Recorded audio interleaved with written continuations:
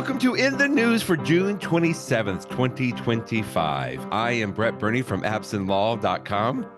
And this is Virtual Jeff Richardson from iPhone JD. I'm laughing because I hope everyone listening could come and watch the video, Jeff, because you are here, but it's like the AI version of Jeff, but it looks so good. This is the new persona that we are displaying live for people, like in real time from your Vision Pro. It's actually pretty amazing, Jeff. I have to say, you look great. It's really fun. So I'm in my office. Can't you tell from behind me? But I actually am in my office. Sort where of. we normally record. You're traveling today, but I'm in my normal location. I am. And but I'm wearing my Apple Vision Pro right now, and I installed earlier this week the beta version of VisionOS 26. And 26, in fact, right? on Wednesday, they upgraded to the beta 2, and so I did it. In fact, before we talk about the persona, I just want to correct, if I might correct something from our prior podcast. When you and I recorded, I think it was 2 weeks ago when you were in New Orleans and we recorded, our big 200 episode in person. I said that I was going to probably install the beta once they came out with the public beta of VisionOS 26 as opposed to the developer beta. I realized afterwards I said that's actually wrong, although the iPhone does it that way and the iPad as well. For the Vision Pro last year and then this year once again, there is no public versus developer beta. It's just a developer beta. And on the other hand, I also noticed that I don't have to sign up to be a developer with Apple. I just went into my settings app on my Vision Pro, and you know how you go in settings to update, to check for updates, and I just clicked the switch to say developer beta updates, and then it said, hey, developer beta 1 is right there. So I just downloaded it and installed it. Took 20 minutes, whatever, and then now I'm looking at the new version of VisionOS 26. There's a little bit I see glitches here and there every once in a while, but for the most part, it works great. And so I've just started to kick the tires on it this week, and it's fun. It's fun to start to see the future. And so, one of the biggest new features is this new persona feature, which we're doing now. And in fact, Brett, it would be great if you could, I should have mentioned this to you before we started recording, if there'd be a way that you could pull up a picture or something like that. Oh, I was just thinking about that. I'm going to try. I don't know if I can, because I want to compare what it was when we've done this before with it today. I can tell it's so much better now, but I'll try to find that picture. It is. You and I, when I first got my Vision Pro the day that it was released, you and I recorded the podcast, and that was the very, very first version of Persona. And then they came out with VisionOS 2, which made it much better. But it was better if you looked straight on. But in VisionOS 2, when you turned your head, it was a little weird. And so now this newest version, first of all, the face itself, I think, is pretty darn realistic. I mean, it really is. So great. And then if I look around, the side of my head, I mean, you're looking, I can't, see in the screen as I'm turning, but from the demos I've seen, it looks much more realistic, and it still captures me. I mean, if I open my eyes wide, or if I close my eyes, or if I make bizarre faces, stick my tongue out, the tongue always amuses me, because when I did the capture, you hold your Vision Pro in your hand and it takes a picture of your face. I did not take a picture of my tongue, but I can stick my tongue out, and it comes just, using artificial intelligence, it makes a tongue that looks pretty darn realistic. And then my hands too. If I put my hands in frame, you can see them, which is interesting. You don't see my arms, so they just sort of they're ghost hands, but you can see your them. hands have been floating around a lot, because I know you talk with your hands a lot. I talk with my hands a lot, yes. But they're kind of floating, but they're better. Okay, here, I can do this real quick. I've got a screenshot from the video that we did. You want me to bring that up here? Yeah, why not? We'll see if we have a little bit of a comparison on this. So, because, wow. Okay, here it is. This is the video of our podcast. When was this? Yeah. Let me see. This was from February 2024. Look at that on there. Now, first of all, you don't have your glasses on. Now, you're not wearing glasses when you have the Vision Pro on, but it puts the glasses on there for you, right? Which it did not do in February 2024. Yeah. So it tells you to take your glasses off, to take a picture of your face, and then you can choose from 25 different glasses, and then you choose like, so I chose a glass shape that looks pretty similar to my regular glasses. And then it says, are they made of metal? Are they made of plastic? So I chose metal. And then you have four different colors of metal. And I chose the one that was more like gold because I sort of have gold rimmed Yeah, glasses. yeah. And so it's a rough approximation of my glasses. And then when you set it up, the other thing you can do is you can change your background. So right now you can see behind me, it looks like my office. I mean, this is my office. And the Right. reason I did that is because when you choose the background, you have, in fact, I'm going to go right now. So I'm in my settings app in my Vision Pro, which you can't see on the screen.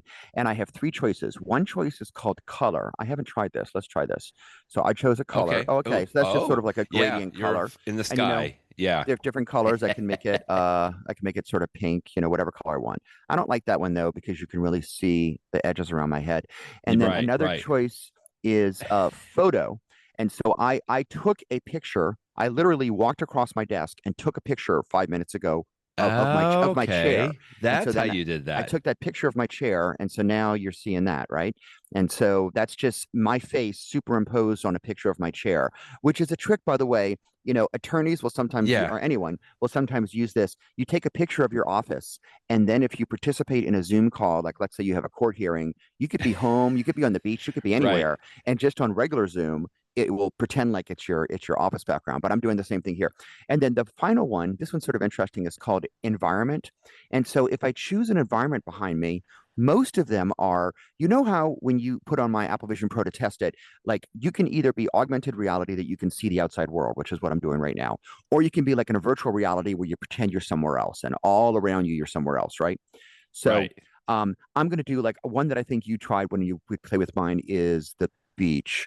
So I've just changed. So this is a still frame from the beach environment. You can see this on your side, right?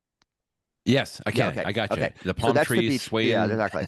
So that's the beach. Is it actually moving or is it just a still picture? No, I no, can't. no, no. Okay. Yeah, it's a Yeah. still Because picture in from what in I the can virtual see. reality world, it actually, in your Vision Pro, it's so most of them are the ones that are like, and here's one that's the clouds, and here's Uh-huh. one that is sort of the swamps. But there's some of them that are actually not Vision Pro environments. So for example, this one right here is called Apple Park Greenery.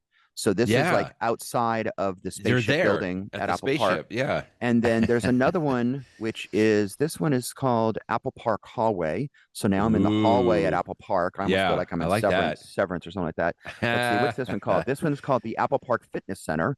On the Hey, treadmill, you're getting hip and fit in the fitness center. There is what's this one? I'm going to show you two more. This one is called, I can't see what this one is called. Oh, Apple Park. looks like a Twilight or something Yeah, there I at can't see the, night. the title of it. That's a beta bug. You can't see the title of it. But then this one is the one that we saw. I think we saw iJustine last week. We did this video. So this is Yes. the rainbow in the middle The of rainbow of right, the right. Apple Park spaceship building, Yeah, and Harry McCracken had that's that right here too, right? Yeah. there you go. So he's This doing the is the same story one. that you linked to. Yeah, Yeah, he's got the same one. That's the one that we've seen everybody kind of show off a little bit so far yeah. in this. Okay, so I'm going to pick one background for the rest of the podcast. What would you like to see, Brett? What's your personal preference there? Oh, I like your office. I mean, because honestly, Okay, the way back to my again, office. like to your point, people have done this on Zoom. It's like in Zoom, you can pick your background picture, but the way that this is working is it's a real picture of your office, but it's a floating Jeff, but Yeah. it looks good. I mean, so when you stand up or move around, I can kind of Yeah, in tell fact, if because it I if kind I of move it starts. around, There so you go. there's Okay, there, you floated off the and screen. Zoom is trying to catch up with me. You can't catch Right. me now. I'm over here. Now I'm over here. Yeah. Yeah. So sit back down. But the way that you've got it set up, it looks good because I can, it looks like you're in, even though I know it's a persona, an AI generated version of you. Yeah. It looks like you're in the office, good enough. If I can't have the real Jeff, I'll take this one with the floating Jeff in your office. One thing that I'm just still amazed at how good it looks, especially, when we compare it, to even just a year and a half ago. I oh, mean, so much it's so better. much more realistic. And even from the side, when you've turned your head, it feels like, it seems like in this other one here, just real quick, when you've turned your head, that your Oh, face it's looks a little horrible. Yeah. squished right on there. I mean, but that was amazing a year and a half ago. And here we can see this is 10 times better already. I'm just been watching you and just amazed at how good it looks. And what we've been able to accomplish in a year and a half. Anyway, you go ahead, because this is I was just just so going to fun to say keep watching one you. one thing that I'm trying to figure out is when I am using a video camera in my office to communicate, well, either with you on the podcast or with a court or in a Microsoft Teams meeting at my firm. One of the things that I am pretty religious about is I try to stare right in my camera as Sure. opposed to Yeah. looking at the video, Have the because I want other people to have the illusion that I'm actually looking at them. And that's actually good advice for anyone that's trying to get better zoom sure. etiquette. Good lighting, look straight at the camera. But it's a little weird because since I'm in my Vision Pro, there is no camera. It's just all pretend. And so I'm having a little, like, I don't know, Where do you like look? right now I'm staring right in the middle of the screen, and right now I'm staring at the bottom where they have the little zoom, Brady Bunch windows. I can see you. So I Right. don't 100%. I guess I just stare in the middle of the screen. I don't really know where to stare to look at the camera. But the reason all of this is You're so doing cool for good. me, Yeah. thank you, is that, the Vision Pro is, we always say this, is such a beta device. What's going to happen is eventually these things will be much cheaper, and they're going to be much Right. smaller. But when we get to the point where we have a world where the Vision Pro device is like the pair of glasses, sort of like Meta has right now with the Mm-hmm. the Meta Ray-Ban glasses. When it's something that size, but the power of a Vision Pro, they're going to want to have this persona feature nailed down. And so Yeah. I love that they are doing all of these improvements without improving the hardware, by the way. It's the exact same processor and everything else. They're just being more efficient with it and doing better jobs. So it's going to it looks really great now. It's going to continue to look even better. And we will get to the point where it is virtually indistinguishable without having that uncanny valley effect. And that's going to be really, really cool. So I'm looking forward to that day. Well, and Whenever like it comes. this story that you linked to that I mentioned from Harry McCracken over here at Fast Company, he's kind of underscoring everything you said. I mean, he was there a couple of weeks ago on the campus, Right. was able to talk to some of the folks, the executives at Apple. And I mean, he even says it here. He's like, Apple is not treating the Vision Pro like a hobby. And what was the comment from Steve Jobs? What was his comment? What did he say was a hobby, like the Apple TV or something else like that? And it's like we've had this phrase that we've applied to it, but I just loved reading through Harry's story here that it's really something serious. I mean, to your point, they are really focusing on this and putting a lot of resources in it. And I know we keep talking about this. We keep talking about the Vision Pro, and I'm sure that some listeners have been like, well, why this isn't something I'm going to go out and buy. But I just think that so much of the technology is going to come out of this that's going to apply and influence so much more. We've already seen that Mhm. with iOS 26. Some of that design capabilities are coming out of what they've been able to, integrate within the Vision Pro. And that's why we keep talking about this, or one of the reasons we keep talking about it, other than it's just so cool to see a floating Jeff every once in a while. Yeah. But This it's is the like because future. this is Yeah. going to influence so much more than just this, the goggle aspect. And the computers are just going to continue to get embedded into glasses, like you're saying. But this was a good article from McCracken as well. Yeah, I completely agree with that. In fact, the liquid glass interface that's coming to the iPhone, the iPad, is of course influenced by the Vision Pro. And I will tell you that even though I'm running VisionOS 26, which I guess would in theory also incorporate liquid glass, I mean, there's a few things around the edges that look different, but more or less the interface, it's not that different, because they pretty much already had something that was liquid glass. It just wasn't called that at the time. One Yeah. more thing I'm just going to say about the before we move on to the next topic is that I just think it's sort of funny that although it looks like my face, if I open my mouth real wide, that's me and stuff. It's just my face and it's just my hands. So, for example, I have in front of me like a water bottle, and if I hold the water bottle, like you see my hand as if I'm holding something, but there's nothing there. And likewise, if I go to have a drink, mm, you see Oh, my yeah. lips sort It's of kind of parse, but it's just sort of funny that like you don't right. see the objects even though I see them here on it. It's just funny how that works. So that's one of the big features of VisionOS 26 is the new persona. But another one I wanted to talk about, and Harry McCracken talks about it in this article, and this is probably the biggest change, is widgets. And so They took widgets, Yes. much like we have had on the iPhone and the iPad. In fact, they're literally the same widgets. And it's really useful. As you know, you can take a widget and put it on your iPhone home screen, or it's even better on the iPad Mm-hmm. where you have so much more space. And you can take a widget and you can put it in the Vision Pro wherever you want, which is useful because I have had in the past, like there was an app I have, I think it's called like Launch Bar, that it's basically an app that I would Right. put in my virtual world to the side of me and would have like the time and other information, my battery power. But I really don't need that app, or at least that app's going to have to change because now I can take a widget and I can have a widget of like my battery power and I can just put it on the wall and then it stays there on the wall in that spot. And Harry It's McCracken has virtual, some but examples. it's a physical wall, but it's a virtual widget in a way. Yeah. I'm just trying to wrap my head around that. If you scroll up and down in the article here, you'll see he has a picture of a clock on the wall in here. There you go, right There it there. Or is. that's actually Yeah, the calendar, but it's the same idea. And I sent you a picture. Do you have that queued you up? did. So just 2 minutes before we started recording, Look at this. I took a widget of a clock and I put it on my wall right next to my diplomas. Okay. And what's really weird is like, and you're going to scrutinize it more because it's a still frame right now, so it's not perfect. But like in real life, when I look to my side over here, I mean, that clock looks like it's actually on my wall. It's really, I mean, and the second hand is moving.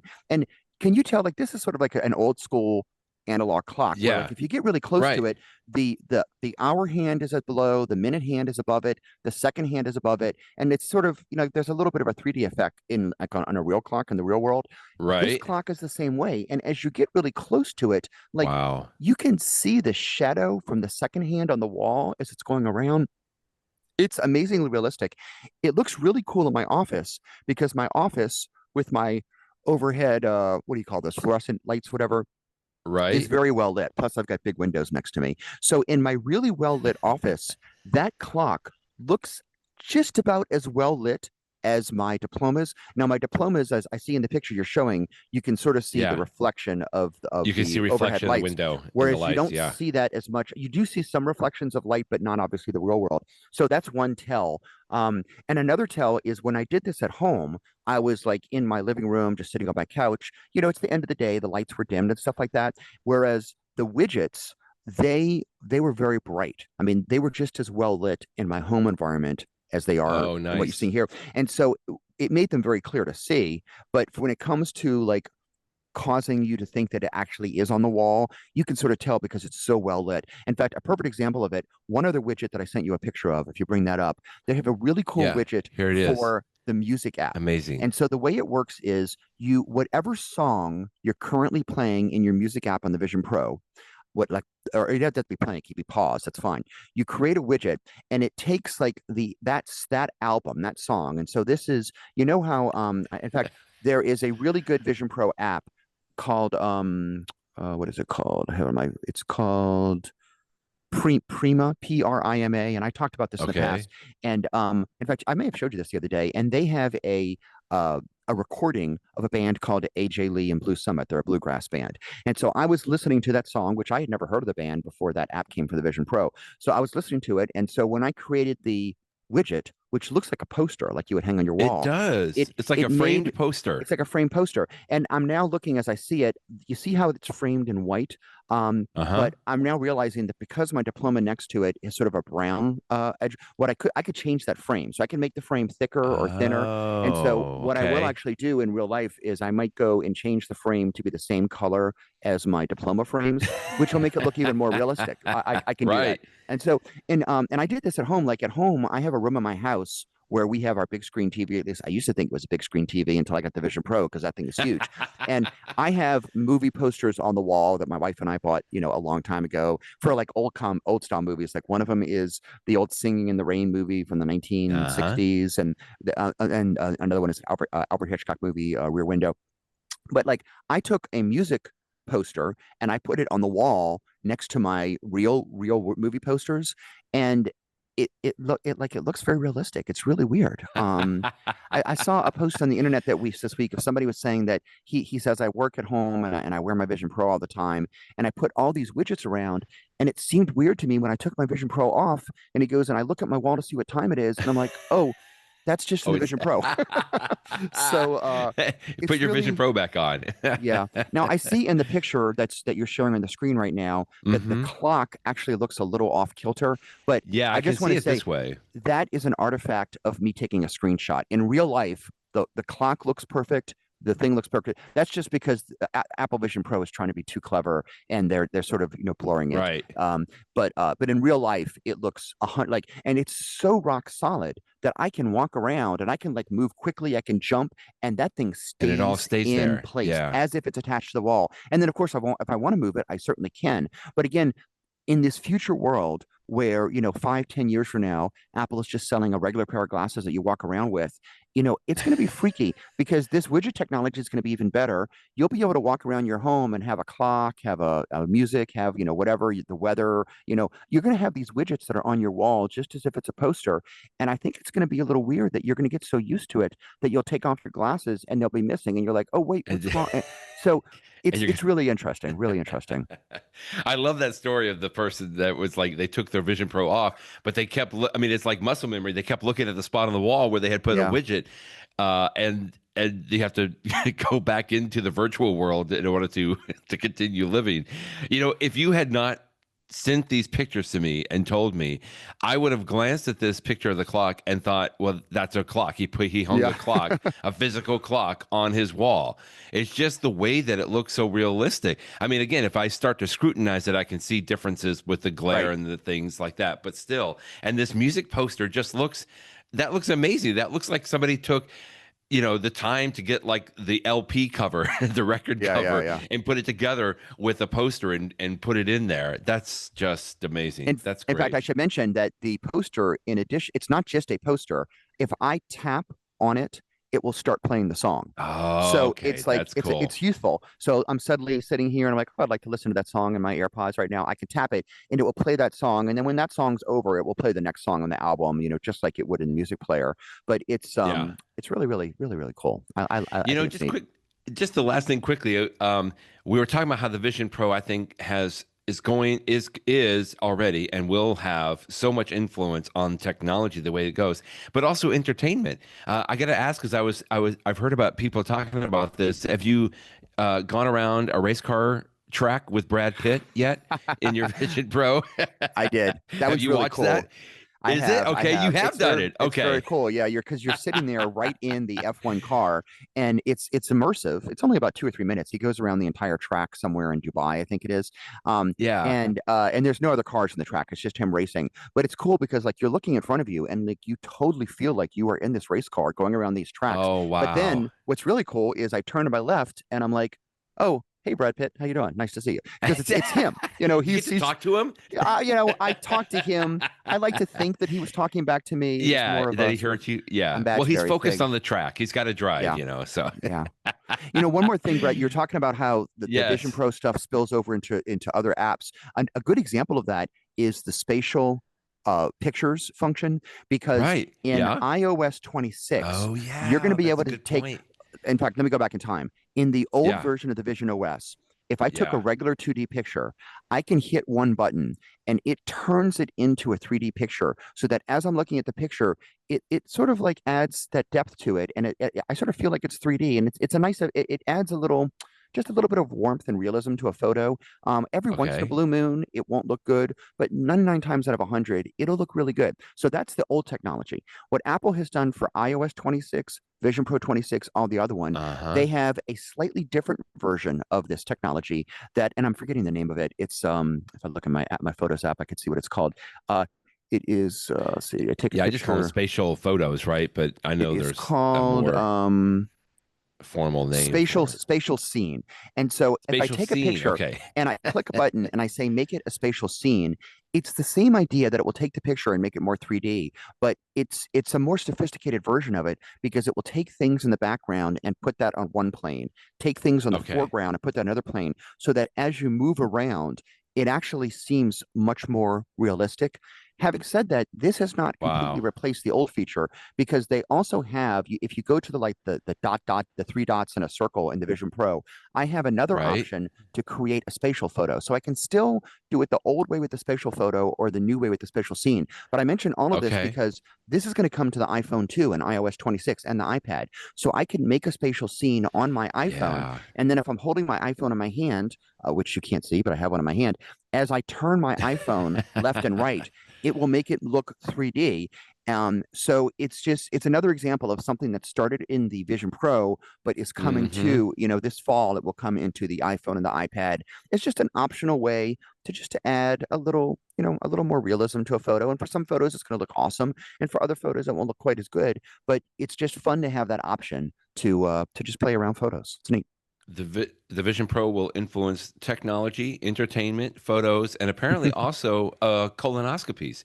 Uh, although we've talked about this from the idea, like how doctors, especially in surgery, are Yeah. using the Vision Pro to be able to see. Like we've at least covered 2 or 3 stories, I think, on this, but this one specifically is about cancer detection from colon cancer, and obviously because we know what's involved in that procedure, but if they could have the ability to see more. I remember specifically one of the stories we covered was the fact that with the Vision Pro, similar to what you're talking about, even with like not really widgets, but they can see multiple screens without having to like turn to the side or stop what they're doing or pause and look at a different monitor or something else. They can have all that information right in front of them. And that just becomes so much more helpful to what they're doing. And so this to me, this is just another great area where the Vision Pro and the subsequent versions of the Vision Pro are going to be helpful too, is in the healthcare system. I remember the last time that I got a colonoscopy. In fact, it was this year. It was in January. I remember, like, you go into the operating room and like I'm on the table, and like the doctor was in there, and they actually had like four different computer monitors set Yeah. up because I know with the Yes. colonoscopy they're going inside Multiple of you, monitors. and Right. it's always weird because like you're sitting there, you're talking to them, and then they put the medicine to make you fall asleep, and like a split second later, I'm in the recovery room. I'm like, where'd everybody go? What's going Right. on? It's Yeah. always sort of a weird time thing.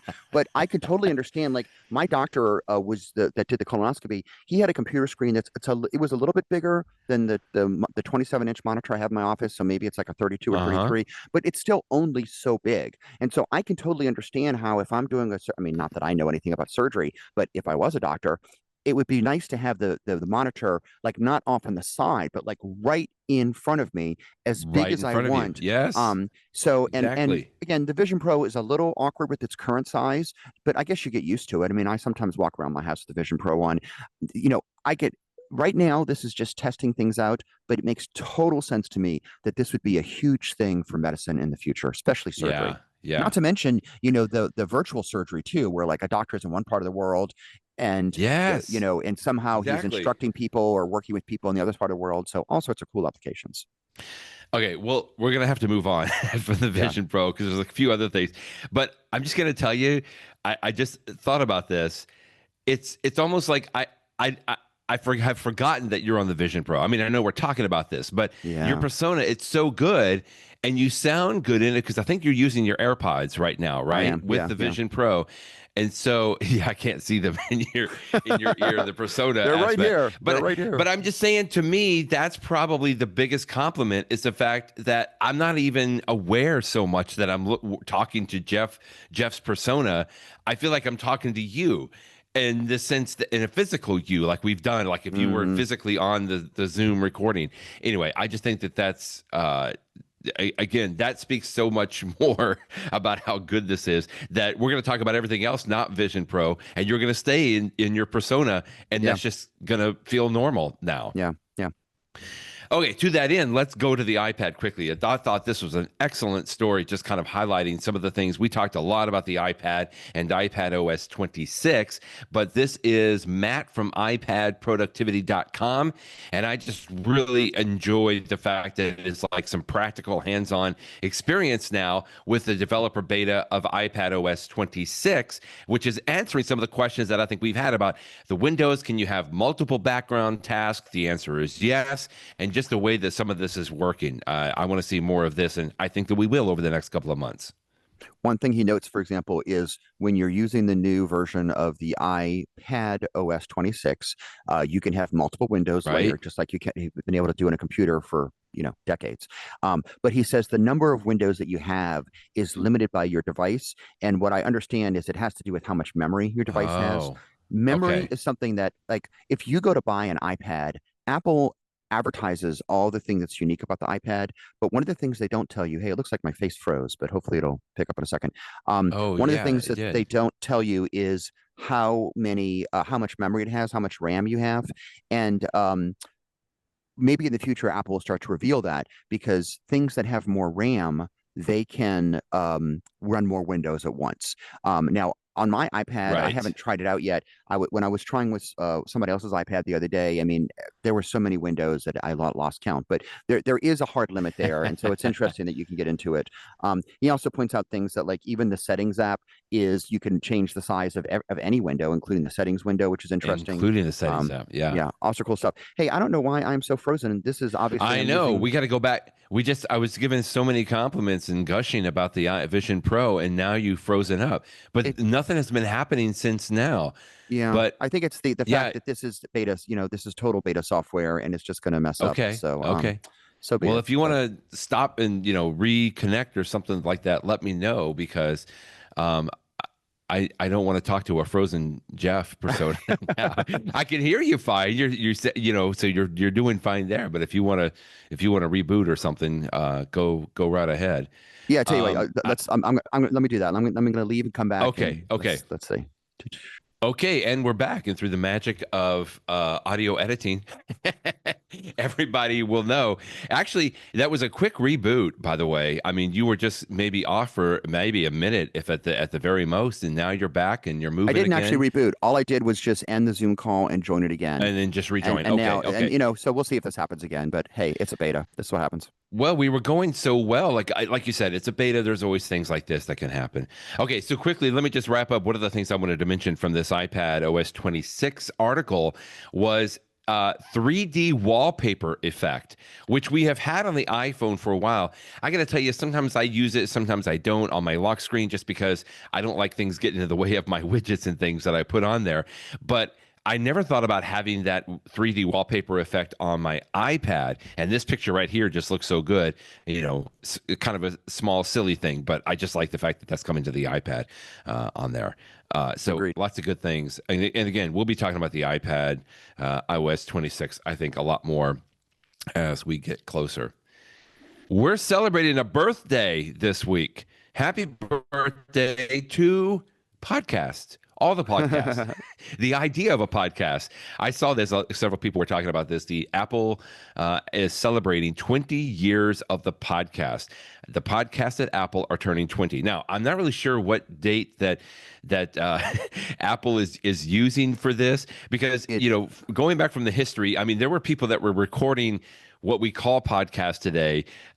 Even before the iPod came out, it's just so funny that podcast, really, people have tried to say netcast or like short radio shows, short recordings, but they become known as podcasts because people listen to all of these recordings on an iPod, and they became a podcast, which is so ironic to me that it's almost like Kleenex. Like, we call Kleenex even if it's not from Kleenex, right? Everything is a podcast, even though they may not necessarily be listening to it on an iPod. However, Apple is calculating these 20 years. It is amazing. We have had podcasts for over 20 years now. Yeah.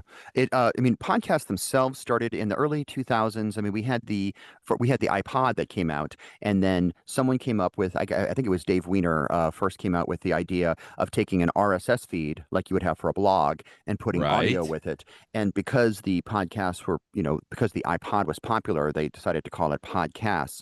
And so, there were podcasts, and I was listening to, there are a couple of them, but not very many, in like 2003. But then I think it was 2005, and this is what Apple's counting the anniversary from.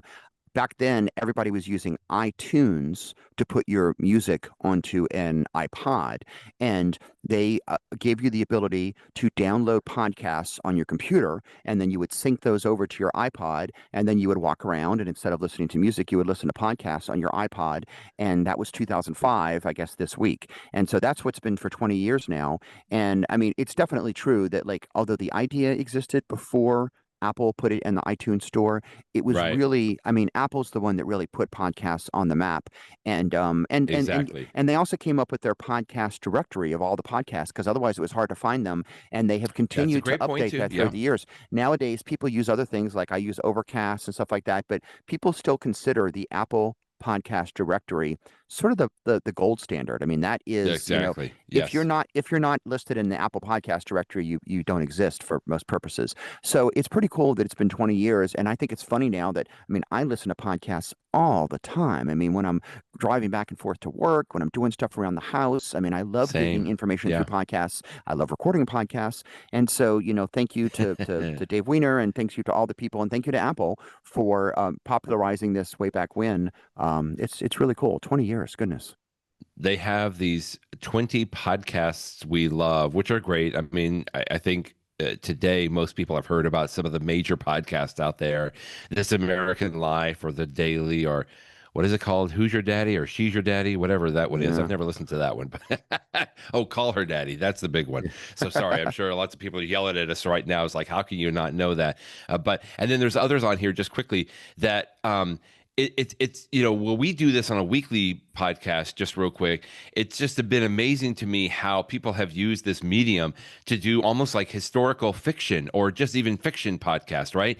Where I don't know, it's just an amazing way to see how this is how this medium has progressed on there, and it's going to be amazing to see where it goes from there on there. Yeah, So I mean, anyway, one of them that Apple lists is the yeah, Serial podcast, and I remember when the the Serial serial podcast, yes, that was right. so interesting. I mean, it was so engaging. It was a way to sort of really get into true crime and reinvestigating it. It was, I mean, and there's so many copycat podcasts now, but a lot of them that they have listed Right, here right. were just truly, truly revolutionary podcasts. Now for something a little more serious, but I'm so glad you linked to this today. This is from Glenn Fleishman at Six Colors, The Afterlife of Apple Accounts.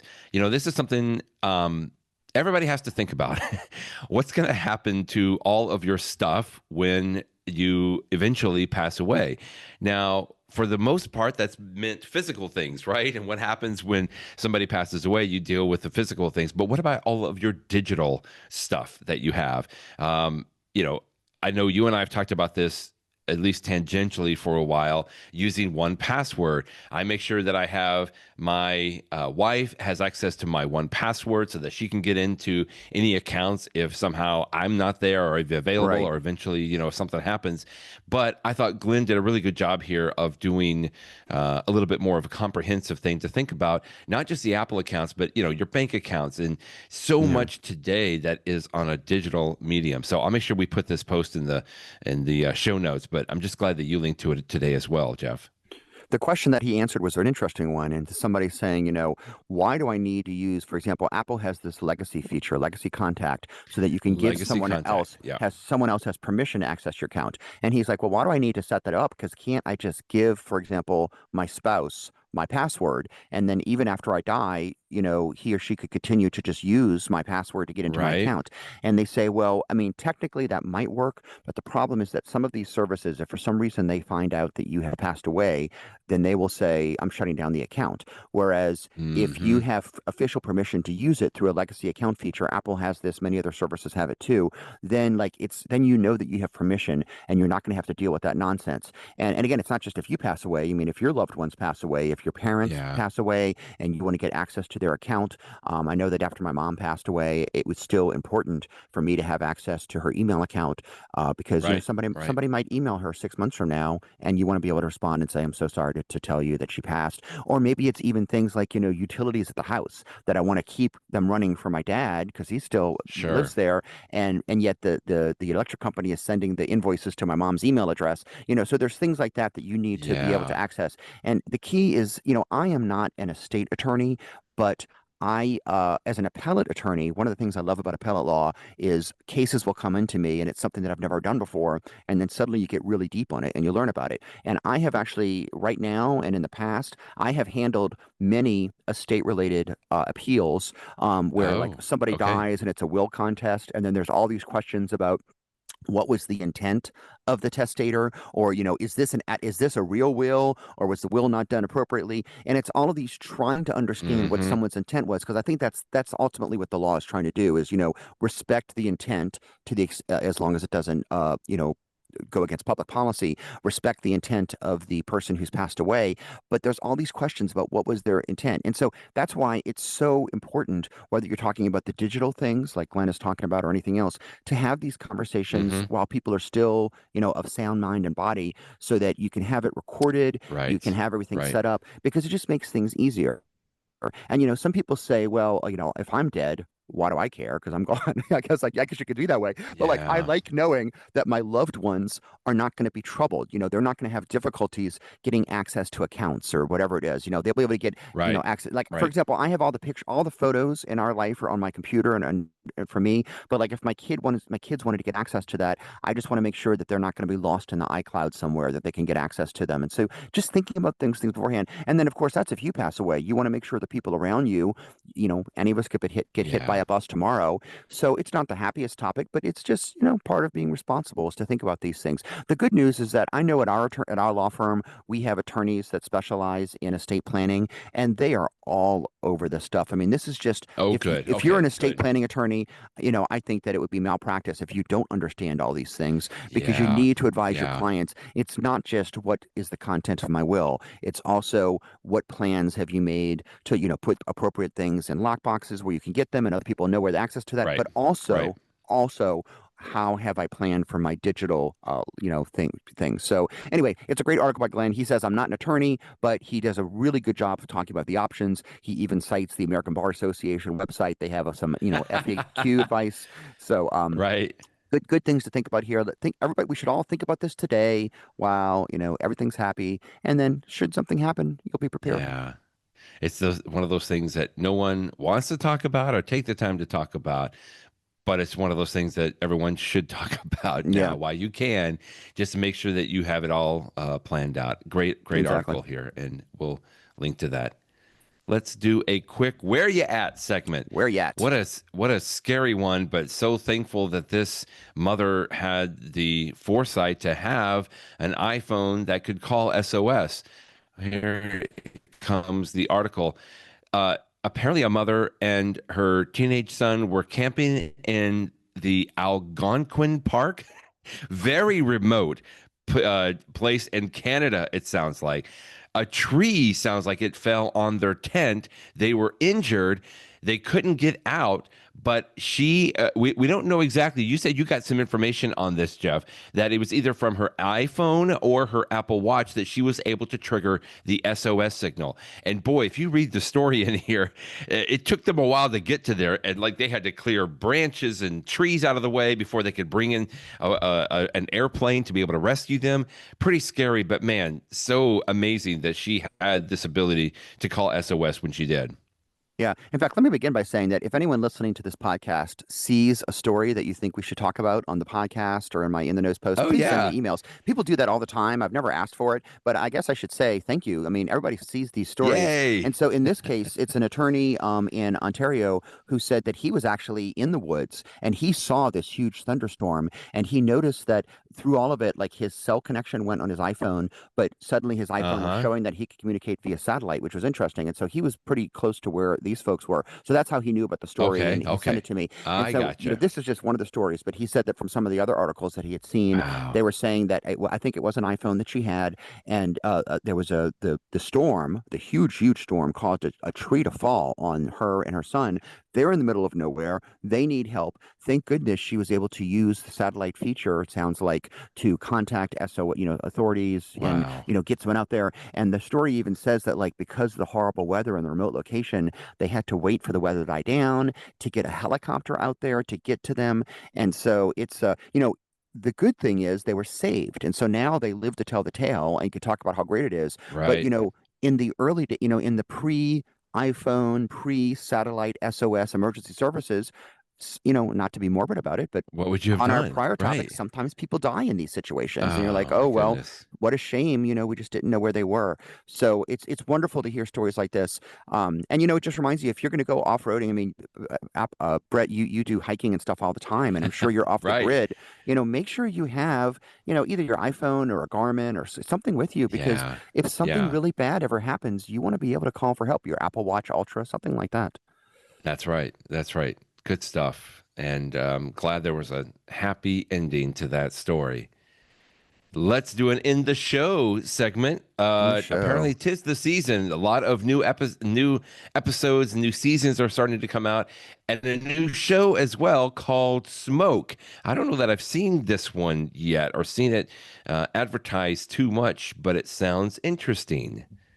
Have you seen the Apple TV Plus limited series called Blackbird? I don't think I have. No. Okay, it's really good. It's like 10 episodes or something like that, and it's a Okay. story of somebody who is in prison. In fact, there's two people, and they're trying to figure out the story of like some serial killer, and they end up talking to another serial killer because he sort of has insight on it. But it's really Oh. well done. I mean, Okay. it's the Okay. acting is superb. I think it, I Blackbird. think Okay. I think it won Emmys and stuff like that, or at least was nominated for some. It is truly excellent. So some of the people that made not only that, but also Tetris of all things, which is sort of a silly movie, but it was fun. They have come up with this new series called Smoke that came out today. It has to do with like a serial arsonist. So it's a drama, as I understand it. And the lead actor in it, what is his name? Is the actor's name Taron? I totally recognize his face, but yeah, it stars Taron Egerton. Taron Egerton. I Yeah. apologize that like I don't know, or maybe he was in Blackbird. I actually is now that I'm thinking about it, what it is. I think the director does it too. But regardless, these are people that I've seen before, and it starts today. So like, if I have time tonight, I Yeah. might watch. Although I have so many shows I'm watching right now, but if I find the time, I will start to watch this one because I mean, it looks like it could be pretty good. Did say this right? It's inspired by a narrative podcast called Firebug. I saw that. Yeah. So how interesting now, 20 years. I mean, we were just talking about the medium of podcasts, and now apparently this I never heard of Firebug as the Mm-mm. podcast, but if that podcast came out, that was the inspiration for this television series. Wow, what a Yeah. kind of a full circle. That's interesting. An Apple TV Plus on there. That's great. So that's a new show that starts tonight. But every week Apple has something new on Apple TV Plus. They're doing that all through 2025 Hmm. and maybe forever. But next, July starts in just a couple of days, which is hard to believe. We're going to be in the second half of the calendar year. Goodness gracious! But we have all sorts of things coming that were linked in this article from Ryan Christoffel at 9 to 5 Mac, such Yeah, as season Foundation. 3 of Yeah. Foundation, which I'm really looking forward to. It's a great sci-fi Yeah. show. Season 4 of Acapulco. My wife has watched that show. I have not, but I've heard it's really good. It's one Okay. of those shows that, like, if I had infinite time, I would go back and watch. It's a comedy, and then of course some of the other shows that started recently, like Stick and The Buccaneers, are going to continue to have new episodes. So there'll be lots of stuff to watch on Apple TV Plus. Okay. Lots of good stuff. Very good. All right. Last but not least, if you are a person, an entrepreneur in search of some inspiration, maybe you might want to go and purchase the Apple farm that apparently Steve Jobs worked at some point in his life. And the story goes, this is what inspired him to name this company Apple. The story is coming up here, but this is an apple orchard in Oregon. Is that right? So I guess if you want to go and get some inspiration, this could be something to invest in. As I understand the story, and I've read it many times over the years in different tellings, there was this farm up in Oregon that in the 1970s, somebody created a commune on it. And Steve Jobs in the 1970s, I mean, living on a commune, that was totally Yeah, that's his thing. And so he was on the commune. And in fact, I actually think that his daughter, Lisa, who the Lisa computer was named after, I think his daughter Lisa was actually born on this farm. But oh, okay. anyway, he was on this farm and he was picking apples and other things. And so when he was trying to come up with the name of Apple, now there's two versions of the story though, because I've heard Steve Jobs used to say that he called Apple because of the apples that he picked. But I've also heard other people say that the actual real reason that he picked the name was that he was a huge fan of the Beatles, and the Beatles record album was called Uh-huh. Apple Records. And so he That's thought, right. I love Apple Records so much, I'll call this Apple Computer. And then, of course, the Beatles were not happy about that, and it resulted in a Uh-huh. huge number of lawsuits. We've told these stories I over the remember. years. There were like three Yeah. different lawsuits in the 1980s by Apple that eventually all settled, and now Apple Computer, which is now just called Apple, has settled all those rights between Apple Records. But anyway, one of the reasons, whether it's the true one or not, that Apple is called Apple was because of this particular farm, and That's you could now buy it for just $5 million. I'll have to look in my Apple Wallet app and see how much Apple Cash I have in there. I don't think I'm up to 5 million yet, but we'll see. getting close. That's Getting great. close. In the know. In the I saw know. actually you actually put a tip in before I did today, Jeff, and that inspired me. But I'm going to go this route. Let's talk about checking out digital books on your iPhone or your iPad. Okay. If you have heard about this before, then you have certainly heard about the Libby app, Sure. Libby. Great app. Libby, I think, has been great. I've seen it kind of go through several iterations of this. So you can go into Libby, you can put in your library card number. So if you go get a card from your local library, you can put that in. And it has been amazing, at least to me. Like I remember when I started this, it was a local county library that was closer to us, Jeff. But since then, there have this library will collaborate with bigger libraries, and even not just on a state level, but at a national level as well. And it's just been amazing to me how I've been able to access things that I wouldn't have been able to do from a physical standpoint just several years ago. Anyway, the Libby app is fantastic. I believe it's free. You can still download it. Everyone should have it. If you have a library account or a library card, you should have Libby because you can go and you can check out books through the Libby app. And it's amazing how it works. Now, once you check that digital book out, you can actually read it in the Libby app. And the Libby app is perfectly fine if people are familiar with that, and that's all that they need. But since I started reading digital books in the Kindle app a long time ago, Jeff, I'm just a little bit more familiar with the Kindle app interface, right? And so I don't know when Libby and Kindle teamed up on how to do this, but the only way that I do it now is I will go to Libby, I will rent a book, borrow a book from my local library, a digital book. But instead of reading it in the Libby app, I will say, I want to open this digital rented borrowed book in my Kindle app. And it immediately jumps into the Kindle app. And somehow they've got it to where Amazon will track your borrowing, so you don't have to go and check it back in or anything else like that. It'll expire after a while. But I just like it because in my Kindle app, I've got my digital bookshelf of all the books that I've read, so I can jump back and forth. But they're all available in that one location. I feel like it's more of a personal preference, other than the fact that you can, access even your Kindle purchased digital books along with my borrowed library books in the Kindle app. But again, it's personal preference because I just like the way that I can highlight and track several things and do some searches. And I just like the interface a little bit better in Kindle, probably because I'm just more familiar with it. But I do find that there are a few additional options in the Kindle app that you don't have in the Libby app. And I just really appreciate the fact that Libby and Amazon/Kindle allow you to do this. And again, like I said, I don't even have to worry about it once the borrow time is over. It notifies me in the Kindle app, so I don't have to go and check it in or go back to the Libby app. Anyway, just a great way. It's very easy to do. So once you rent your book or borrow your book in the Libby app, you can just go into the book and then you can say, I want to tap read with, and then you say the Kindle app, and it just automatically opens the Kindle app. And you can do this again both on your iPhone or your iPad as well. That's my tip today. Brett, when you enjoy books, do you typically read like on a Kindle or do you listen like an audiobook? What's your preference? I It all depends. I mean, I love audiobooks, but sometimes I just really appreciate being able to, sit there and read it in my hand. So I don't know. To me, it sort of depends. Sometimes there's books that I do enjoy a little bit more on the audio side, but most of the time I find I am going to read the actual text on a screen, and I'll go to the Interesting. Kindle app. Yeah. Yeah, I used to love to read. I was just such an avid reader when I was younger. Nowadays, like read with my eyes. Nowadays, I can't. It's been a very long time. Well, I guess I read some short stories. I recently finished a series of books that were by Dan Moren, who we've talked about before because he writes for Six Colors Yes. and he has a great Right. sci-fi series. He's got like 7 books in his Galactic Cold War series, but then there's also these short stories, and the short stories are only available like as a digital, book that you would read with your eyes. And so I did download those as I was going through over the last year and a half. I was reading his stuff. But with that exception, most of the time that I listen to books nowadays, it's audiobooks. I started doing this years ago, and part of it's because I'm so busy. Like if I'm going to have, I rarely have downtime to sit and read a book.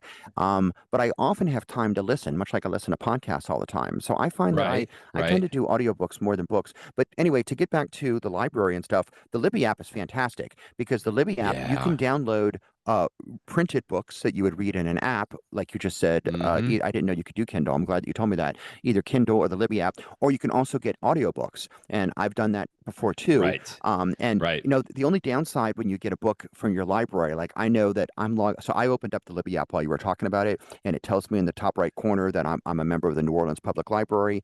And I just love that you can get free books. It's fantastic. When I was listening to those Dan Moren books, Absolutely. I got some of them for free, but I got the audiobook versions of them, and it was great. Now, the only problem with audiobooks or any book that you get from a library is you have a limited amount of time, and I don't know if it varies from library to library. For the New Orleans Public Library, I think you get like 2 or 3 weeks, and you can renew it only if nobody else is waiting in line. And so Right. right now, for example, there's a book that I started reading about a week ago, and it leads to my pick of the week. I almost exclusively listen to audiobooks that are fiction stories because I just love hearing a good story, especially when you have a good audiobook narrator that they sort of change their voice for different Exactly. characters. Oh, it really makes it Right. come alive. It's fantastic. But Right. I for the first time in a long while, I'm actually listening to a nonfiction book. It's called, I don't know if you've heard of it because it's getting some press in the Apple News right now. It's called Apple in China by Patrick McGee. Oh, And yes. I have this heard of it. is, Yes. oh my goodness, it is, this should Is also be it my tip of the good? book. It's so Okay. fantastic. I'm only about a third through the book right now, but his premise is he talks about how Apple has come to rely upon China to do so much of its production of the iPhone and everything else, and how on the one hand that's been so important because of the efficiencies that are only available in China. It's the reason that Apple can charge what it charges for an iPhone because otherwise they would be much more expensive.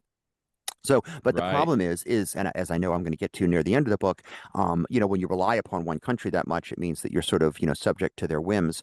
And so I'm still in the part of the book. So it sort of retells the history of Apple, starting, really in the 80s and 90s, but then it has a lot more in the 2000s.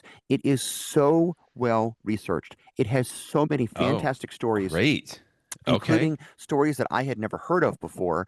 And I read Apple stuff, and I've been paying attention to Apple for decades. So it's these fascinating, for example, right now I'm reading about how he's talking about when Apple first created the store in Shanghai, China, and how there was so much demand for iPhones in China because it was sort of like a prestige device that you even have an iPhone, that like Right. almost all of their sales were not to like a regular person coming in to buy an iPhone. They were mostly like these, I mean, they were really like mobsters that would get people and say, that were unemployed or weren't making much money. They'd say, go get in line, here's some cash, buy 2 phones, which is the limit per person, give it to me, and then I'm going to resell it in some other part of the country for much more money. And they make just a little bit of Wow. money. And like these people, it's all, and they were causing problems. At one point, there was like a mob because people wanted to get their books and they broke the glass in the front. Oh, it's all these great stories. So anyway, it's a really good book, and I'm totally enjoying it. I noticed that if in the Libby app, it is, are you showing it in the Libby app? You're showing Simon and Schuster, but at least from my New Right. Right. Orleans Public Library, it is here in Libby. So I could have checked it out from the library, except for the Oh, fact that okay. number one, it's only the print version, not the audio version in my New Orleans Right. library. And number two, I see that the New Orleans library owns 2 digital copies, and both of them are rented right now. And there are 6 people that have holds, so that means 5 people. Actually, I didn't put one on yet, Right. so 6 people in front of me. So I would have to wait in line to get the book, and then when I get it, I have to read it quickly because it would be gone in a couple weeks. So anyway, I did purchase the book through Audible, and I was listening to it. Last week when we did our podcast, I was in Florida at a meeting, and I was listening to it in the plane on the way there and back. And one of the problems is on my flight home, Brett, it was Sunday morning. I think my plane left at like 7 in the morning, which meant that I was up super early to get to the airport, right? Oh yeah. So you Uh-huh. can imagine what happens. I'm on the plane from Florida to Atlanta and then Atlanta to New Orleans, and I'm sitting there in my chair. I'm listening to audiobook. And of course, I start to doze off, because that's just Uh-huh. inevitable. And so then I wake up and I'm like, oh, wait, I want to hear this story. Like, Yeah. I'm listening to this. So, like, how You got far to go back do I back. have to go? And like, Uh, I'm like, hitting back and back. And I'm like, where was I? It was like, oh, it was frustrating to lose my place because I didn't want to miss the book because I was really enjoying it. sure. Although it makes this is not a knock on the book. Patrick McGee did not put me to sleep. That was just me being tired early on a plane. So, so I was telling my Right. wife about this when I got home, and she said, "Oh, well, no, there's an easy solution to that," which I totally did not know. So if you're in, and this is my real tip of the week, is not the book, although Oh, that's an okay. excellent Okay, tip. good. My tip of the week is that when you're using the Audible app, which I am opening up right now, so if you're listening to a podcast in the Audible app, there is a link. It's very obvious. I just never looked at it before. Right in the bottom right, it says plus sign, and then it's got the word clip, CLIP. And if you tap that, it will do 2 things. First of all, it will make a clip, which by default is 30 seconds long, but you can adjust that to be up to 44 seconds or down to 5 seconds. And so, like, if there is like Okay. if there's a 10-second audio clip of the book that you really, really like, and you might want to just go back and listen to that in the future, you Oh, can create a clip and you can save it, and so you can listen to it in the future. I guess that's useful if that's that's something I've ever interesting. used. But what I really like is at the same time that it creates the clip, it also creates a bookmark. And you can even, when you create the bookmark in the clip, there's a note field, so I can type something if I want. And so my wife said, and this is a great Oh. suggestion. You're on the plane, you're getting ready. So, like, I'm listening to my book and I'm sitting down before, like, as the plane's taking off, if I think that I might possibly fall asleep by mistake, I can just create a bookmark and call it, like, take off or whatever. Yeah, And then if I do find that I fell asleep and the book just kept playing or something like that, I can just so easily go right. back to the bookmark and go right from that point and maybe fast forward, a couple minutes to the point. And again, there's nothing revolutionary about a bookmark feature. I mean, physical bookmarks have been around for years. It never even occurred Yeah. to me that this was in the Audible app until my wife told me. And so, like, I'm so thrilled to know about it. So now the next time I listen to a book, if I think that I might fall asleep or if I think I might get distracted, sometimes it happens that, like, I'll get totally distracted with something else and then 5 minutes have passed. If you think that might happen, you can just make a Exactly. bookmark. So anyway, it was a great tip that I give my wife credit to. Thank you for telling me, and I'm now sharing it with you. Create bookmarks in the Audible app. Great feature. Well, since you asked me earlier if I listen to audiobooks and I don't as much, but this would be so amazing to have for podcasts, bringing that around. Because I do the same thing. I listen to podcasts a lot of times if I'm in the air flying, but inevitably I will doze off for a little bit, and I'm like, oh no, and I woke up and they've already gone for 10 or 20 minutes, and I'm like, I want to go back, and I have to like scrub back and forth. I wonder, is there something like that in Overcast? I was I don't wondering if they know. They had. should. I have to look and I was see. just But looking I that will up tell you right this. now. You're showing on Yeah, the screen the help screen for Audible, and the Audible app, you can actually listen to podcasts in the Audible app, and they tell that's you in this right. little help screen that if you want to do a podcast, you can't do the clips feature in Audible for a podcast, but you Okay, can do the but you can bookmark do feature for bookmarks. so if you're using Audible which it's never even occurred to me to use the Audible app to listen to podcasts. I mean, I'm opening up Overcast right now, and I am Yeah, I not don't know that seeing if a he's put bookmark something in feature. there. Yeah. Now, But what a he has great something idea, similar though. That that would be, came yeah. not too long ago in an update to the Overcast app. Every once in a while you might listen to a podcast and by mistake you might change your play point to, like, move forward or backwards, and you're like, oh, I didn't Right? mean to jump 3 minutes ahead. He has something. Marco Arman created this feature that it just pops up on the screen for like 30 Yes. seconds and says, do you want to jump back to where you were before? Jump And back. Right. I've totally used that feature many times, and so that's very Same. useful. But Same. that's You're not going to right. help me if I'm listening to a podcast If and you I fall fall asleep asleep. on the plane, and the next thing I know, it's 45 minutes later. So I don't know if he has a podcast feature. I will have to look about that. That's something to research. Well, So okay. Anyway, yeah, just something interesting. But what a great tip, even for Audible. I haven't used the Audible app very much. I know a lot of people are very, very passionate about it, Hmm. which is great. But that's a great tip to have the manage clips and bookmarks on there. Okay, well, thank you, Jeff Persona, for being here today and floating around on the screen. I mean, honestly, you could probably just start doing it this way every time, Jeff. If It's if very you natural. did what I mean, truly and honestly, it's looked good enough that it's like I don't really tell that much of a difference unless I scrutinize it. But just because I think the audio is so good and the persona is way good enough, it's like it feels natural on this. Anyway, you can pick and choose which one next time. Yeah. Now I've just got to I get know my that own my Vision audio, Pro so I can do the. I know that my audio, because I'm using my AirPods, it's not quite the same quality as when I'm connected to my computer using my really nice microphone. But I mean, Hmm. it's close enough. And it's certainly, if for an audio recording, if you're listening to this podcast, I Yeah, apologize. The audio quality is not as pristine as it might normally be. But for just a normal conversation using Zoom, FaceTime, totally Microsoft fine. Teams, it's great. Yeah, And I love the fact that as I'm talking to you, Brett, if I was talking to him on the computer, I have a 27-inch monitor, and that's fine. But like right now, I have this huge screen, so like I have this big, beautiful view of you're sharing your screen, and I can see you. I mean, everything's big, and I've got other windows next yay. to me. I've got my messages app right over here. My clock's on the wall. Everything is around me. It's really enjoyable, and I know that when we first started, like if I first started talking to somebody, they're going to be like, "Oh, that you look weird because it's a persona," but you totally get used to it. When I've talked to other You people get in the yeah, same way, it when they're goes using away. Vision Pros, like after a few minutes, you just forget about it. And then you're just talking Yeah, to the person. And that just says something about the technology that it's good enough that and it's just going to get better over absolutely. time. But even right now, it's good enough to just be fine. It's just fine, which is great. Well, we'll talk with either the real Jeff or the persona Jeff next week. Always fun talking with you, Jeff. We'll talk with you next week. Thanks, Brett. Bye bye, everybody.